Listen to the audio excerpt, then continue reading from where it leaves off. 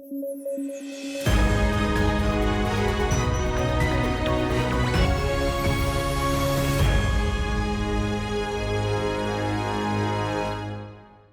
News at 9 programme में आपका स्वागत है। मैं हूं अमृत उपाध्याय। आइए जल्दी से देखें आज के हेडलाइंस। भारत के 3 नए वेटलैंड्स को मिला रामसर साइट्स का दर्जा। भारत में रामसर साइट्स की संख्या हुई 85। 2014 से 2024 के बीच सूची में 59 नए वेटलैंड्स को मिल चुकी है जगह। पाकिस्तान में फिर हुई एमपॉक्स वायरस की एंट्री। 3 मरीज हुए इसके शिकार। ऑर्थोपॉक्स वायरस जीनस की एक प्रजाति से है वायरस का संबंध। और देश में उपग्रह आधारित कृषि निर्णय सहायता प्रणाली हुआ लॉन्च। प्रणाली के विकास में रीसेट 1A और वेदास का किया गया है इस्तेमाल। फसल प्रबंधन और उत्पादकता बढ़ाना है मकसद।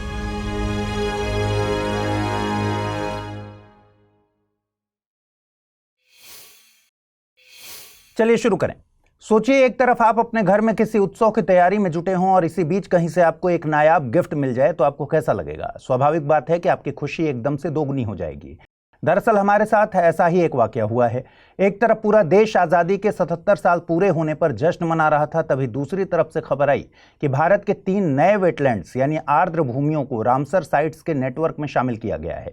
आज़ादी के साल को लेकर यहां आपको कंफ्यूज नहीं होना है। 2024 में भारत के आज़ादी के 77 साल पूरे हो चुके हैं और इसीलिए भारत आज़ादी का 78वां दिवस मना रहा है। याद रहे कि हमने पहली बार झंडा 1947 में ही फहराया था, इसीलिए दिवस मनाने को लेकर हम 1947 को काउंट करते हुए चलते हैं। अगर आपकी कंफ्यूजन दूर हो गई है तो वापस मूल खबर पर आ जाते हैं। तो अब भारत में रामसर साइट्स की संख्या 82 से बढ़कर 85 हो गई है, जो भारत में 13,58,068 हेक्टेयर क्षेत्र को कवर करती है। जोड़े गए 3 नए स्थलों में तमिलनाडु के नंज नारायण पक्षी अभयारण्य और काजुवेली पक्षी अभयारण्य तथा मध्य प्रदेश के तवा जलाशय के नाम शामिल हैं।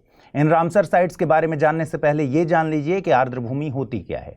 देखिए, पर्यावरण मंत्रालय के मुताबिक आर्द्र भूमि एक दलदली भूमि, पीटलैंड या फिर जल का क्षेत्र है, चाहे वो प्राकृतिक हो या फिर मानव निर्मित हो, स्थायी हो या फिर अस्थायी हो, जिसमें पानी स्थिर हो या बहता हो, या फिर वो ताज़ा हो या खारा हो या नमकीन हो।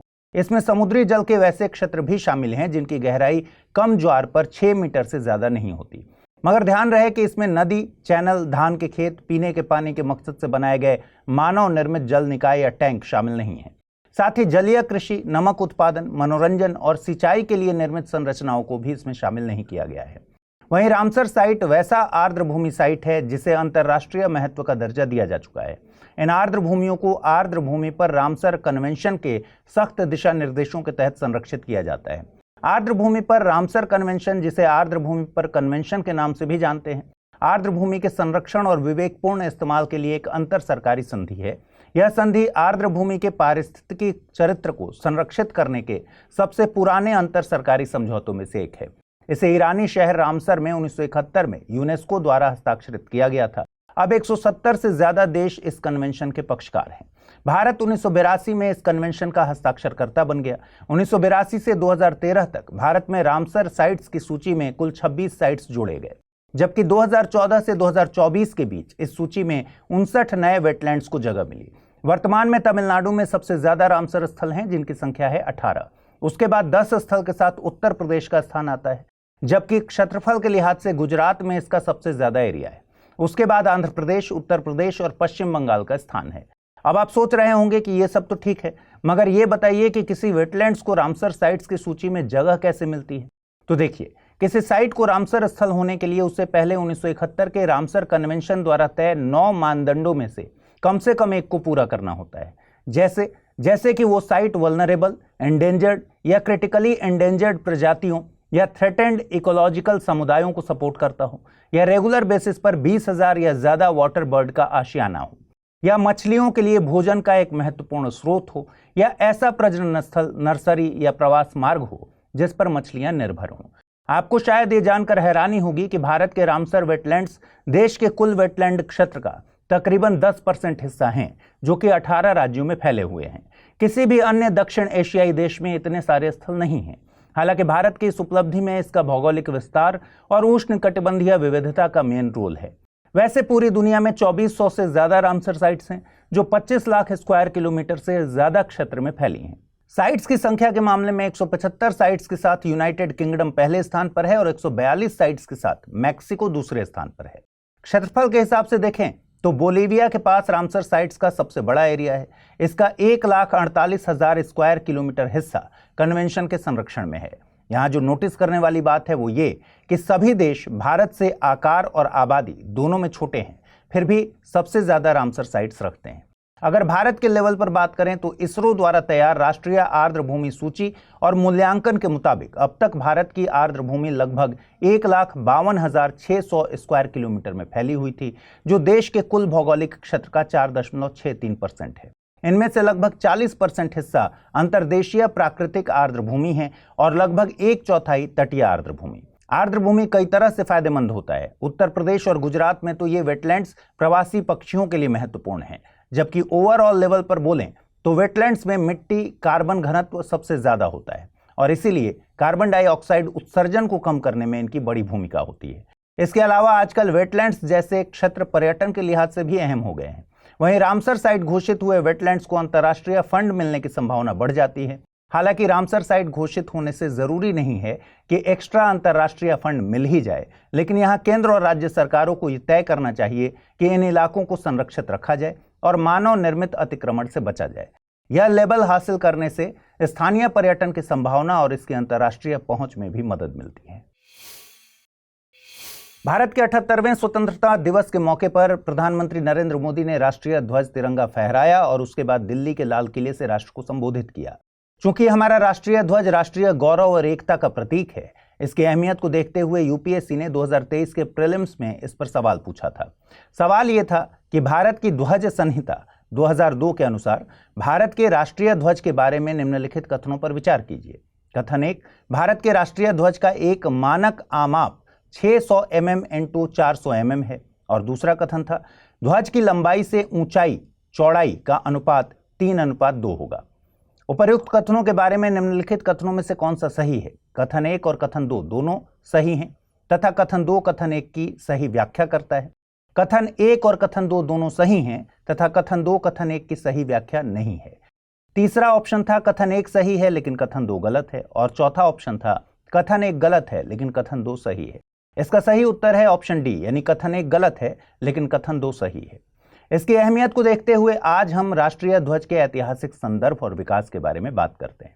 भारत के स्वतंत्रता संग्राम के शुरुआती चरणों में एक एकीकृत ध्वज की जरूरत उभरी, जिसके बाद 1904 में सिस्टर निवेदिता ने प्रस्ताव रखा कि विजय और शक्ति के प्रतीक लाल और पीले रंग के साथ इस पर बंगाली में वंदे मातरम अंकित होना चाहिए, लेकिन यह प्रस्ताव आगे नहीं बढ़ पाया। फिर पहला तिरंगा झंडा 1906 में आया, जिसमें नीले, पीले और लाल रंग की पट्टियां थीं और इसमें मौजूद 8 सितारे प्रांतों का प्रतिनिधित्व करते थे। इसके बाद के डिजाइनों में 1906 में कलकत्ता ध्वज, 1907 में मैडम भीकाजी कामा द्वारा बर्लिन ध्वज और 1917 में होम रूल ध्वज शामिल थे। तब इनमें से प्रत्येक में देश में विकसित हो रही राष्ट्रवादी भावना को साफ तौर पर देखा जा सकता था। 1947 में लॉर्ड माउंटबेटन द्वारा भारत की आजादी के ऐलान के साथ ही सभी समुदायों को शामिल करने वाले ध्वज के निर्माण के लिए डॉक्टर राजेंद्र प्रसाद के नेतृत्व में एक तदर्थ ध्वज समिति की स्थापना की गई थी। गांधी जी की स्वीकृति के बाद पिंगली वेंकैया के ध्वज के संशोधित संस्करण को अपनाने का फैसला लिया गया। हालांकि इसमें अशोक चक्र की जगह पर तब चरखा को दिखाया गया था, जिसे फिर बदल दिया गया। 3 रंगीन पट्टियां केसरिया, सफेद और हरा तथा राष्ट्रीय प्रतीक के तौर पर अशोक चक्र के साथ तिरंगा ध्वज को आधिकारिक तौर पर 22 जुलाई 1947 को भारत के राष्ट्रीय ध्वज के रूप में अपनाया गया। इसमें केसरिया रंग की ऊपरी पट्टी साहस, बलिदान और त्याग की भावना को दिखाता है।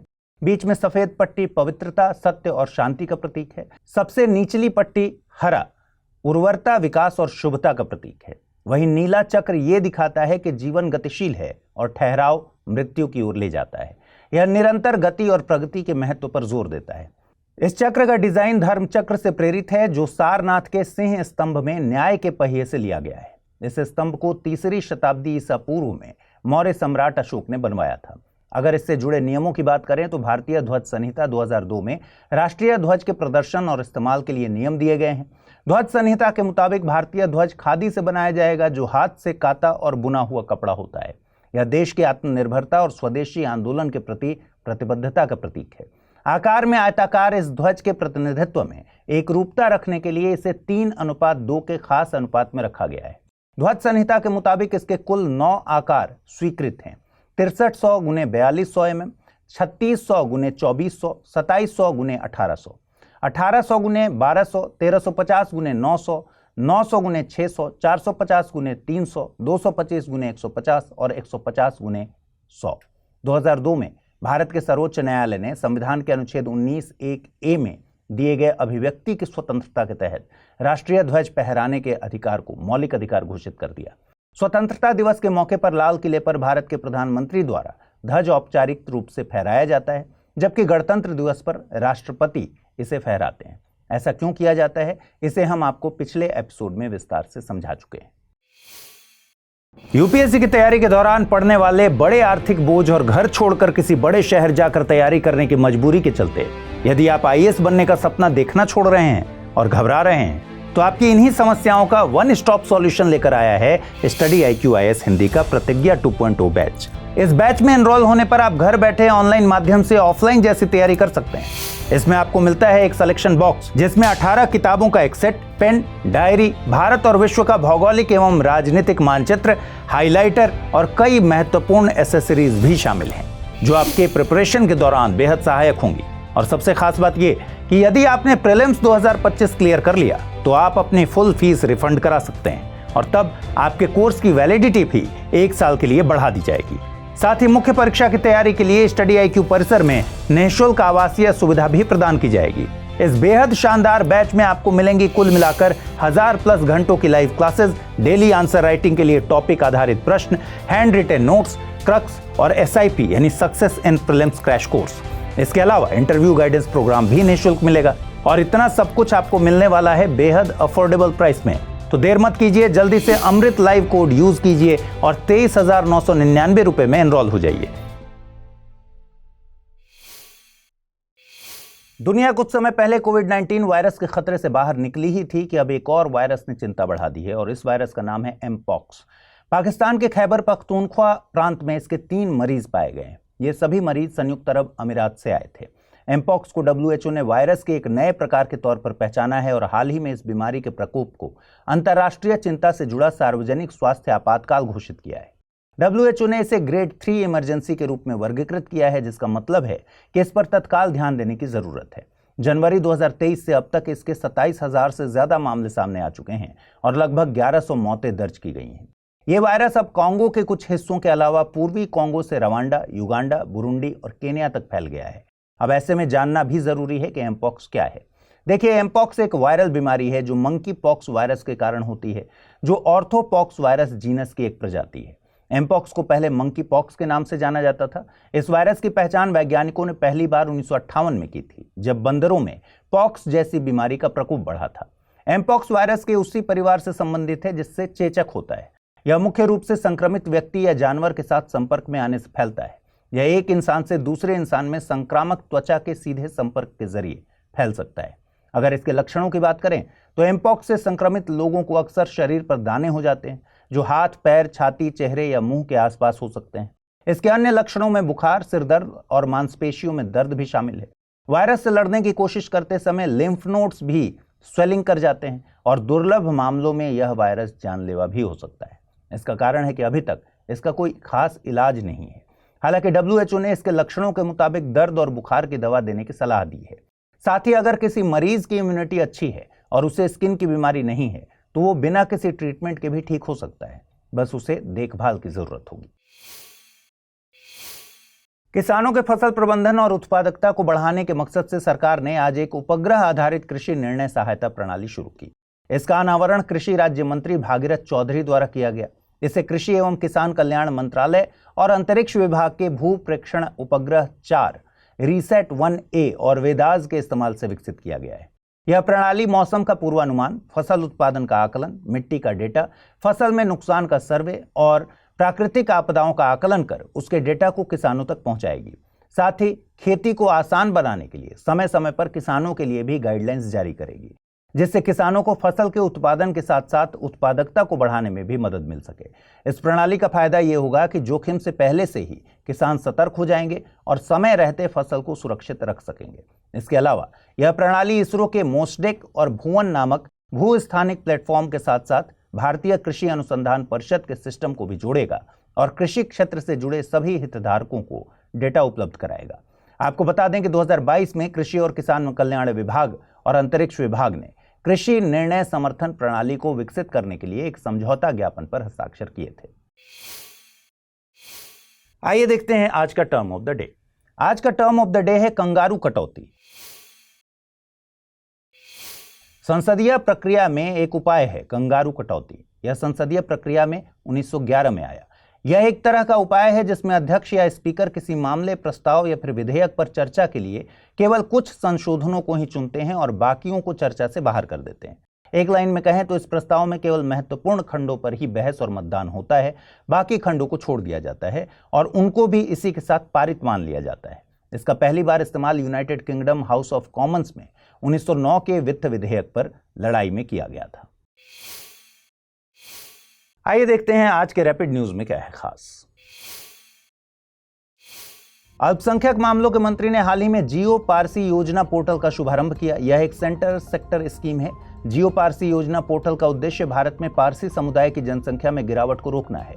यह पारसी दंपतियों को चिकित्सा उपचार और बच्चों की देखभाल के लिए वित्तीय सहायता प्रदान करता है। जियो पारसी योजना को 2013-14 में शुरू किया गया था। इस योजना के 3 घटक हैं: मेडिकल सहायता, एडवोकेसी और कम्युनिटी स्वास्थ्य। यह योजना पारसी आबादी को स्थिर करने के लिए एक वैज्ञानिक प्रोटोकॉल और स्ट्रक्चर्ड इंटरवेंशन को अपनाती है।